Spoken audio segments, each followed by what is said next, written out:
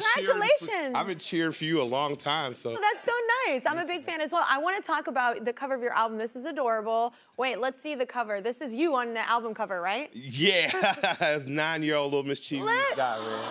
Look at you. The horns and the halo were authentic. Yeah. You still got the boyish thing, though. The horns and the halo, you were good. That's my son, too. Yeah. I'm determined not to let the 12-year-old in me die.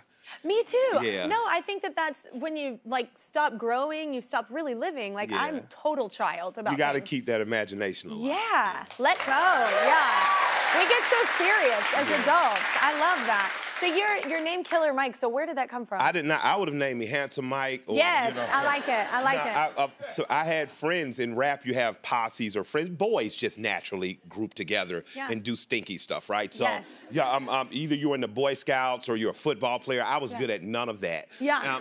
And so I found my way with rapping, and my friends were like the best rappers in the world to me. And there was one battle. They didn't show if you guys have seen 8 Mile. There was a battle rap, and guys didn't show up, and the other guys were just attacking my guys. And I'm like, you know they're not there. And I got angry as the kid in the group, and I just rapped against everybody and slashed them. It was like a Thor movie. You used it as fuel. I love it. And I'm so impressed by that. Like that off the cuff, like that's incredible to me. I can't do it anymore, but when I was young, it was amazing. I could never do it. I was like, I'm so impressed. It's a wonder I ever remember lyrics ever. I got the name that night though. A guy stopped the party, a guy named Double D, and said, this kid's a killer. And after that, no one ever called me just Mike again. It was Killer Mike. That's awesome.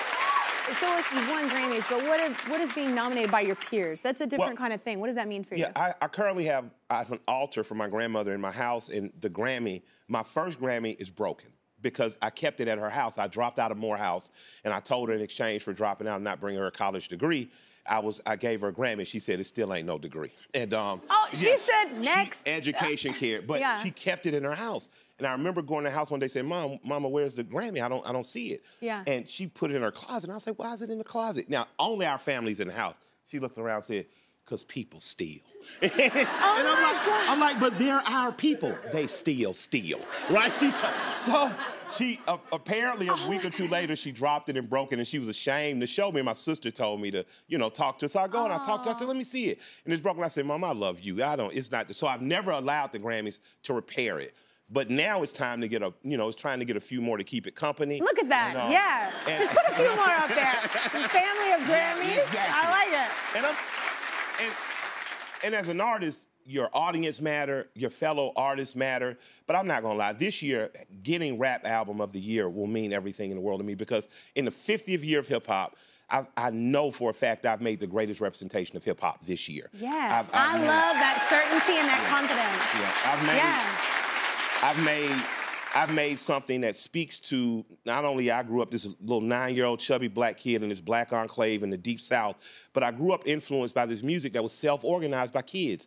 Kids in the South Bronx self-organized around art, dance, DJing, graffiti, MCing, and they created a way out. And in my album, honors that in a way that none of the competition does. And I love those guys. Each of them are amazingly remarkable. Yeah. But in my opinion, and in the opinion of the people who are chiming in, shouts out to Charlamagne for doing that, there's no more cohesive album for me that represents, the 50 years of hip hop. Absolutely.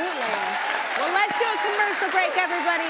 The Grammy-nominated album, Michael, is out now. Find it wherever you get your music. Go check it out. We'll be right back with some more of our holiday gift guide. You're welcome in advance.